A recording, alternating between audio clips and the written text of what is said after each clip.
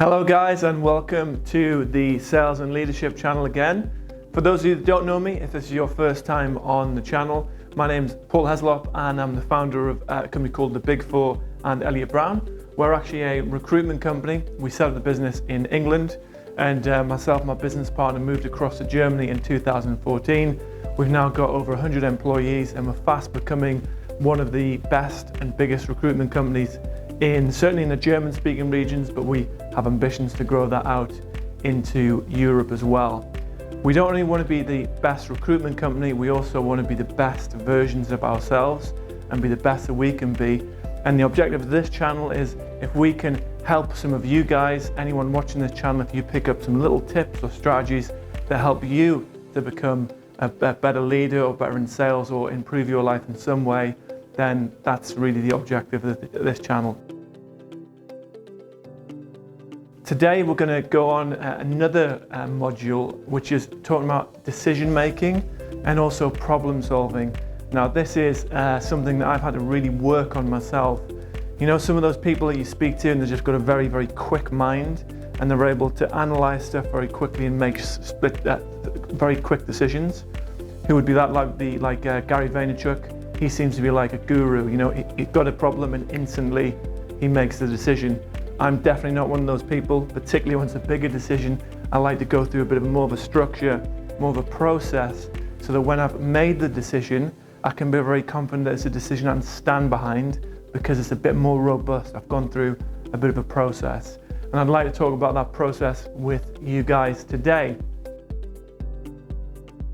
First thing you want to look at when you're looking at making a decision and you're solving a problem, step number one is, what is the outcome that you want to achieve? And you've got to be really, really specific with that. So many times I find people trying to solve problems and brainstorm, and then when you actually ask them, hey, what is the outcome of this? They're a little bit blurry or they're not 100% sure actually what they want to get from solving this problem. So be super, super specific. Is it that you want to change something within the business? Is it that you want to improve a relationship with your spouse? Is it that you want to get fit? There's loads of different things it could be, but what is it for you? So be really, really clear, and I would write that down as well. This is the outcome. I've got a problem, and this is the outcome that I would like to have from solving that problem. So that's step number one. What do you want to achieve and what's the outcome? Once you've done that, to solve any problem, obviously there's going to be a problem in place. The next one you need to look at is, what is the problem? Again, how many times you probably know someone that's brainstorming and having loads of conversations to talk about solving something, but they haven't defined, again, being really, really specific, what is the problem? What is the issue that you're trying to solve? I still do this now with my leadership team. We start talking about something and brainstorming, and then suddenly like, guys, what are we trying to solve here? What is the issue? And also you've got to look at not only what is the issue, what is the root cause of the issue or the root cause of the problem? And how do you know that is the root cause of the problem? So to give you some example, I always like to give examples because that might relate to something you're doing at work and you go, okay, that makes sense, and relate to that.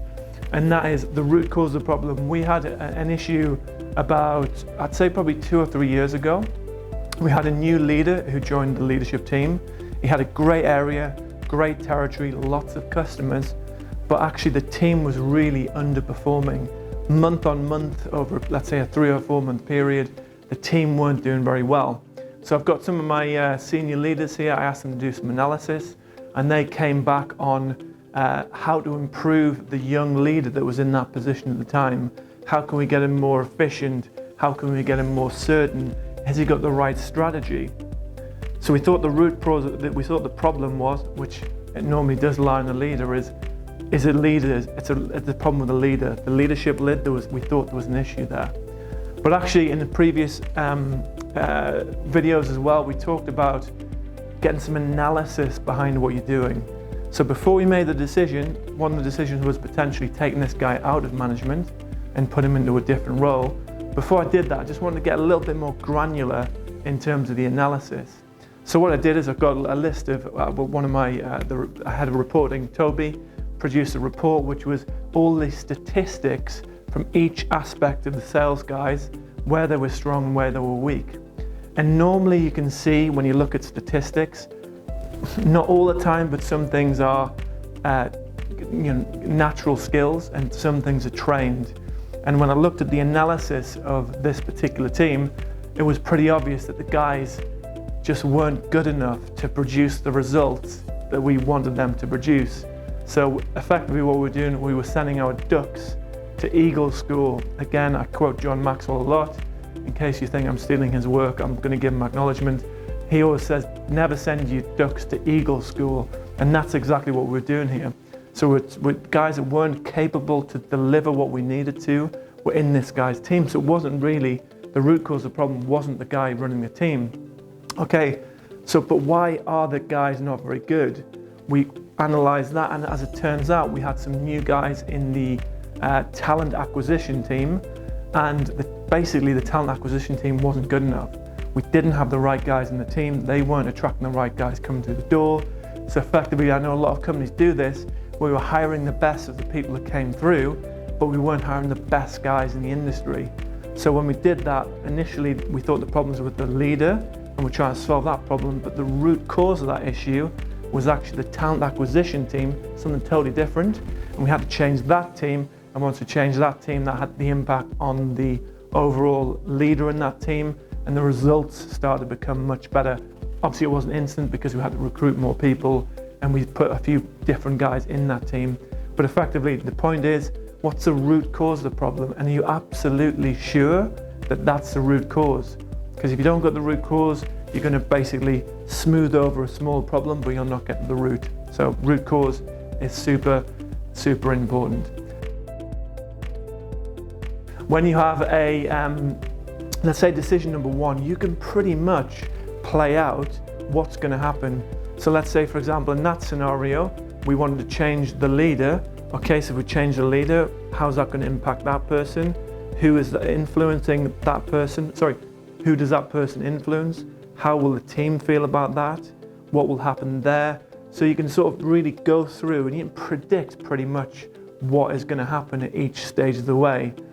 So you do that with all of the different options you've got. I normally say you get 3 options for any problem. 1's not enough, 2's nearly not enough, and 3 gives you a nice, full, robust decision.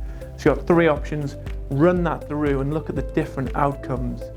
And then there might be a really clear winner, and you go, okay, option number A is by far the one that makes a lot of sense. Then you'd move that one down to the next stage. Take it to the worst case scenario. And this can also help you when managing stress at work as well, and in your personal life. If you take things to the natural worst case scenario, and if you can handle that, if you can genuinely hand on heart say, I can take that, then you're in a good position to make that decision. So if you've got, let's say you've got one option, you just go straight to what's the worst case scenario. But if you've got 2 options, what you can do is drop that down and run the worst case scenario on both options. And again, that will normally come up with a preferred option. One worst case scenario is better than the other worst case scenario, in which case you'd pick that one. So once you've done that, you really think, can I take it? Are you sure that's the worst case scenario? Could it be worse?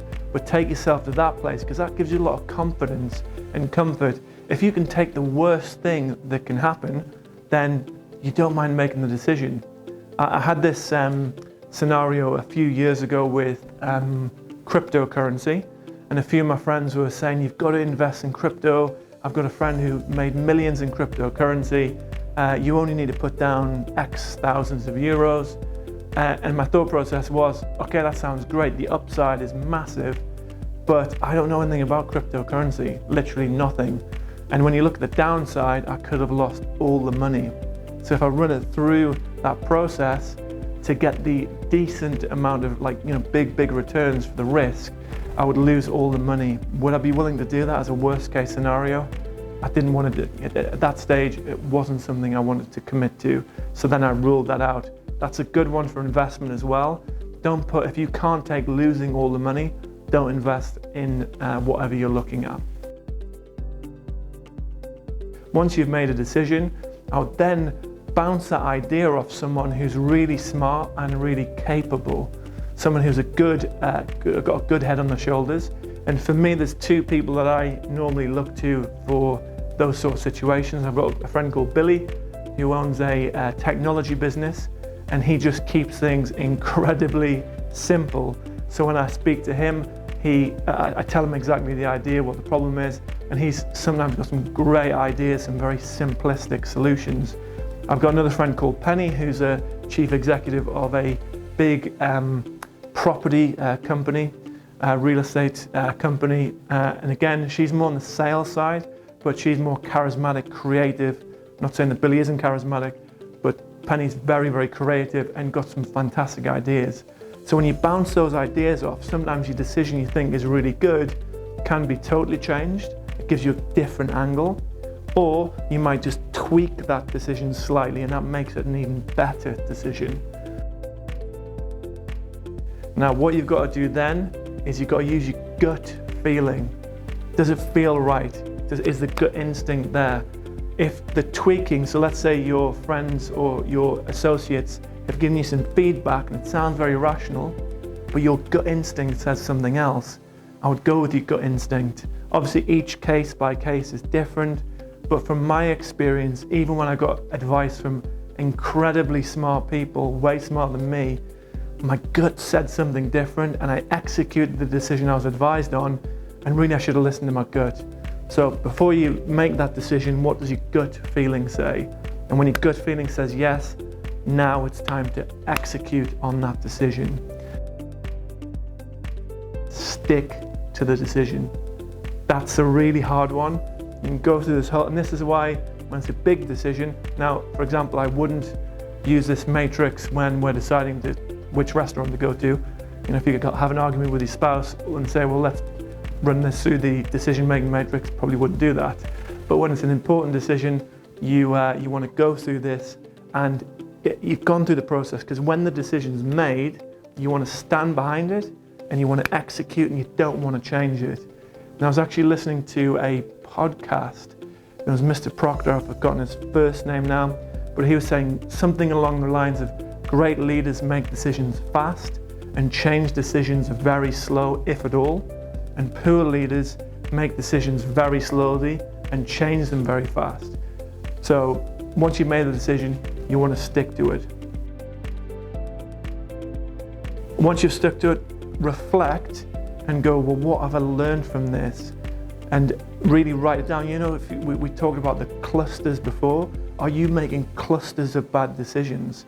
It's okay to make bad decisions, but don't keep repeating them. But if you don't write down the lessons, there's a chance you might trip up. You might not see the signs that you're making the wrong decision again.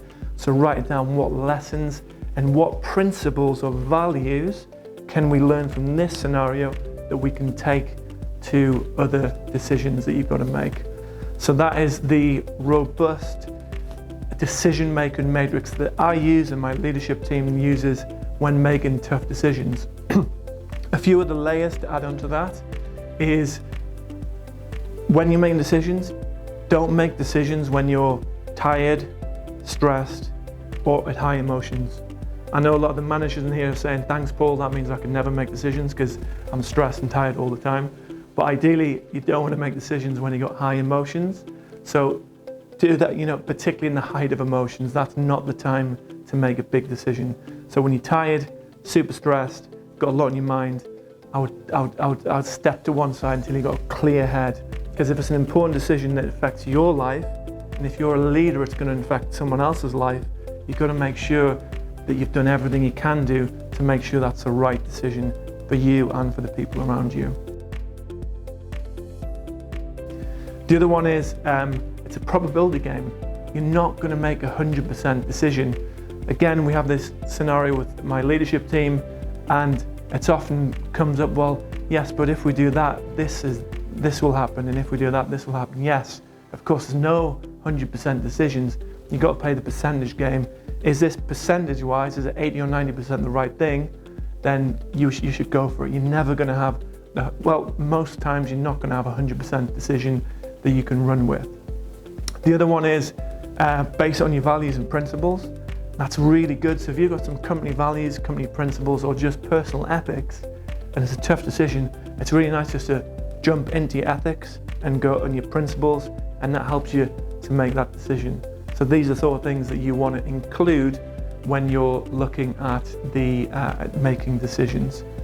So that's pretty much all I've got for this particular session. I hope it was useful. And again, when you're making these big decisions, you might be one of those special guys like Gary Vee who just listens to something and can instantly make a decision and it's right. If you're more like me, you want to take a little, and I'm not talking about painstaking weeks and days to make a decision. I'm talking about going through the matrix, getting a robust decision, getting all the facts, bouncing that idea off someone, and at the end you've got a decision that you can stand behind. And as a leader, you're going to have to make decisions that you can stand behind. And if you've gone through the analysis, you've gone through the matrix, you can be pretty confident that you've made, it might not be the perfect decision, but it's the best decision you could make with the resources and the information at hand at the time. And that's pretty much all you can do. So, hope that was useful. Hope it's been a good video to listen to. If you like what you hear, please click like or press like, and also subscribe to the channel. We'll have some more videos coming through, from self-development to sales, lots of different topics, and I hope you find that interesting. So that's me, Paul Heslop, the Sales and Leadership Channel. Have a fantastic day, guys, and I hope to see you back here very soon. Thank you.